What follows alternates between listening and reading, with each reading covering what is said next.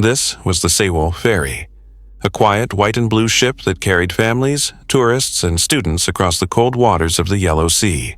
On the night of April 15, 2014, it left the port of Incheon under a soft spring haze.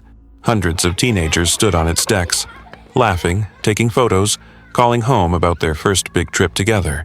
But beneath that calm surface, the voyage was already shifting. Too much cargo, too little ballast. A ship whose balance had been pushed past its limits. And by the next morning, when the sun rose over the gray water, the Sewol would no longer be a ferry, but a tomb. This is the story of the Sewol disaster, and viewer discretion is advised. Incheon sits on Korea's west coast, where the air smells of salt and steel. Its port is a maze of cargo cranes, foghorns, and ships waiting for the night tide. On April 15th, the fog settled early, thick, unmoving, like a curtain pulled over the dock. Ships delayed their departure. Engines idled. Lights glowed faintly through the haze. And gathered beneath those lights were hundreds of students from Danwon High School. 17 years old, backpacks, uniform jackets, suitcases rolling across the concrete. For many of them, this was their first trip far from home. They joked. They filmed each other. They leaned over the railing, watching the waves slap against the dock. Some called their parents, promising to send pictures once they reached Jeju.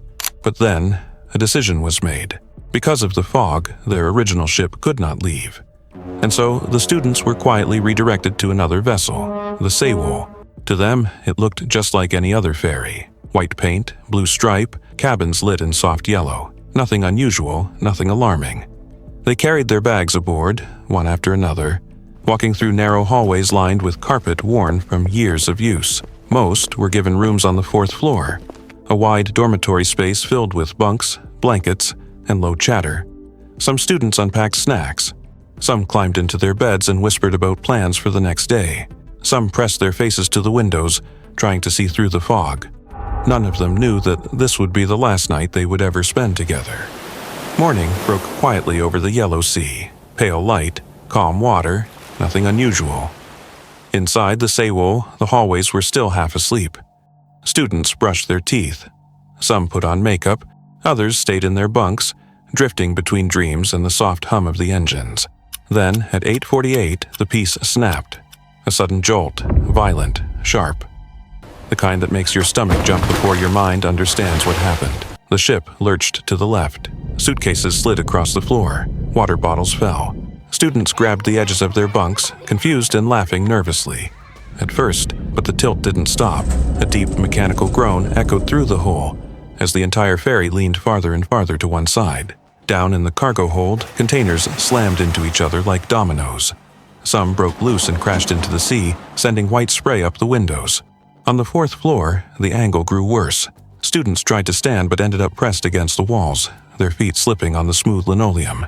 And then came the first voice of real fear. Is this normal? No one knew. At 8:52, a 17-year-old student named Choi Duk-ha pulled out his phone.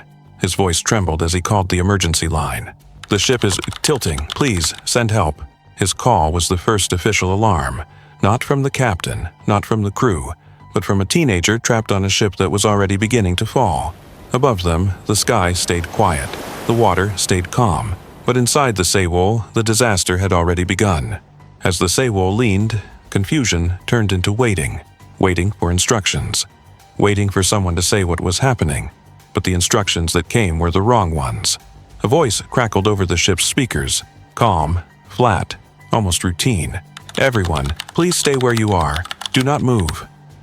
Students looked at each other, unsure. Some held onto the walls. Some tried to stand but slid back down. Some laughed nervously, thinking the crew knew something they didn't. But the angle kept worsening, and the announcement kept repeating, "Stay in your rooms." It was the order that cost lives. 9:03 a.m. The ship leaned past 40 degrees. Anything not bolted down began to slide. Luggage, blankets, shoes, and then, quietly, water. A thin line at first, then a sheet, pooling in hallways where the floor no longer felt like a floor. The crew made another announcement, still steady, still calm. Please, remain inside. Rescue is coming. But rescue wasn't coming. Not yet. Most of the crew didn't know how to evacuate a sinking vessel. Some waited for orders, others assumed there was still time. The bridge officers argued about whether to move passengers or keep them still, and somewhere between those decisions, minutes slipped by. 9:13 a.m. The Sewol tilted past 50 degrees. Tables pinned students to the walls, doors jammed shut from the pressure. Walking became impossible. Yet the same message echoed through the ferry, over and over. Stay where you are. Outside, the sea was calm, silent, no storm, no waves, just a ship quietly falling. 9:18 a.m. A commercial vessel spotted the Sewol, a chance for help, a moment of hope. They radioed the crew, they offered assistance, but no evacuation order came. Passengers were still trapped in their cabins, waiting for instructions that would never arrive. Every minute mattered, every minute was lost, and inside the Sewol, fear spread quietly, not from the water, but from the silence, the kind of silence that tells you the people in charge don't know what to do. 9:30 a.m. The ship crossed a line it could never come back from. Somewhere below the third floor, a window shattered. Seawater rushed in, fast, black, freezing. It flooded the hallways like a lung filling with air. The walls groaned, metal bent. Students grabbed handrails, bunk frames, door handles, anything that didn't move. Some tried crawling upward. Others were pinned by furniture that had become weightless and then deadly. There was no panic from the crew, no new instructions, just the same message crackling through the speakers as if nothing had changed. Stay where you are. 9:38 a.m. The lights flickered, then dimmed. The ferry leaned past 60 degrees, so far that climbing felt like scaling the side of a building. Some students called home, some whispered into the dark, some cried quietly, not wanting to scare the others in the room. Outside, rescue boats finally arrived. They circled the ferry waiting for a signal to begin evacuation, a signal that never came. A few crew members climbed onto the deck, then more. Then, without warning, lifeboats were lowered. Not for the students, not for the passengers, for themselves. 9:48 a.m. Rescuers stepped onto the Sewol for the first time, but the ones who greeted them were not teenagers trapped inside the cabins. They were officers, crew members, people who had already abandoned their posts. Behind them, the screams inside the ship grew muffler as the angle sharpened. 9:50 a.m. Water reached the stairwells. The floors vibrated with pressure. Metal popped like distant gunshots. Every sound a reminder that the structure was failing. Students on the fourth floor tried to push open their doors, but the tilt sealed them shut. The rooms became boxes. Tilting, sinking, filling. Some sent their last messages. Mom, the ship is really tilted. It's hard to breathe. Dad, I'm scared. 10:05 a.m. Only the starboard side of the ferry remained above water, just a slice of white hull breaking the surface like a wound. The rest of the ship was already disappearing beneath the sea.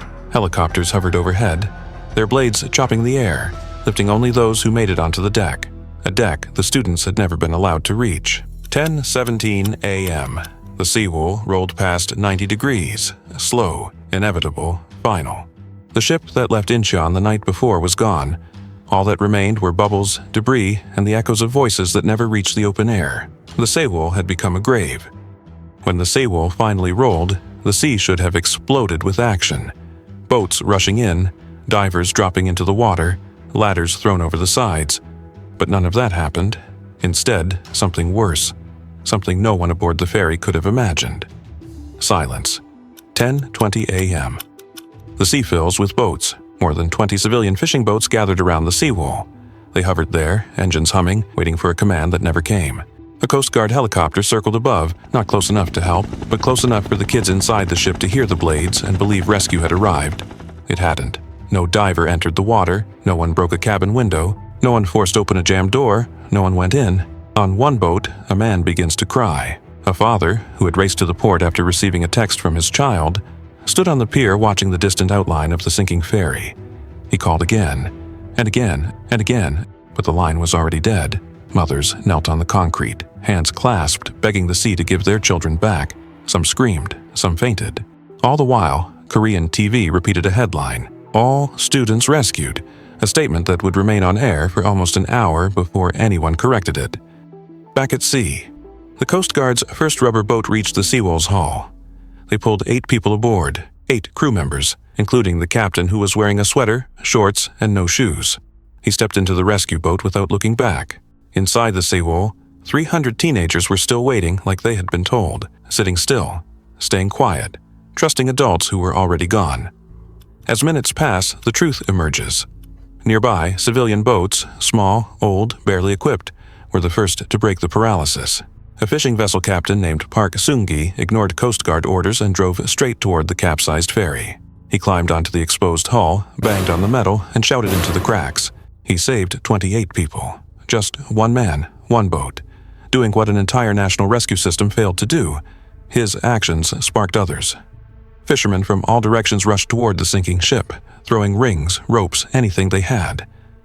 Over the next 15 minutes, they saved another 120 people. Not because someone ordered it, but because they chose to. They were the only real rescue the Sewol ever had.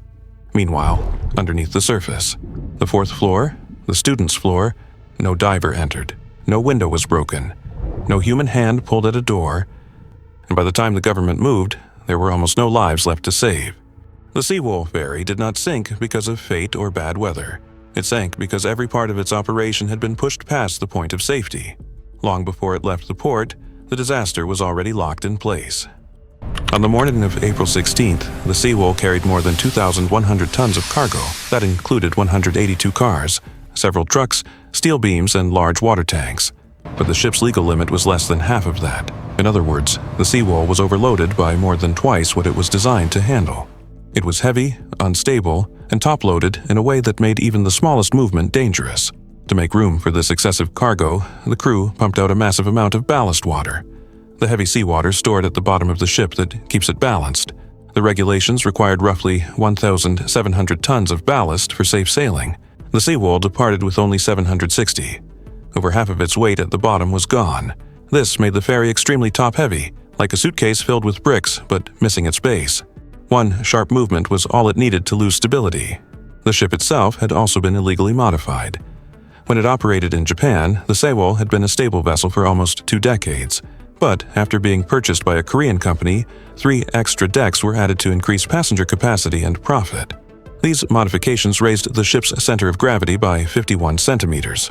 In naval engineering, a shift of even 5 centimeters can make a ship riskier to operate. 51 centimeters is catastrophic. Yet, through falsified reports and corruption, the ferry still passed inspection.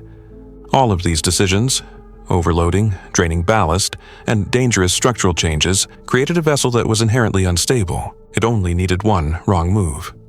At 8:48 a.m., that moment arrived. A helmsman attempted a small right turn, a routine adjustment anyone would expect during normal navigation. But with the ship overloaded, unbalanced, and carrying unsecured cargo, the turn became uncontrollable. The Sewol lurched, it tilted, and inside the hull, cars, containers, and steel equipment broke free all at once, crashing violently to one side. The sudden shift in weight pushed the ferry past the point of recovery.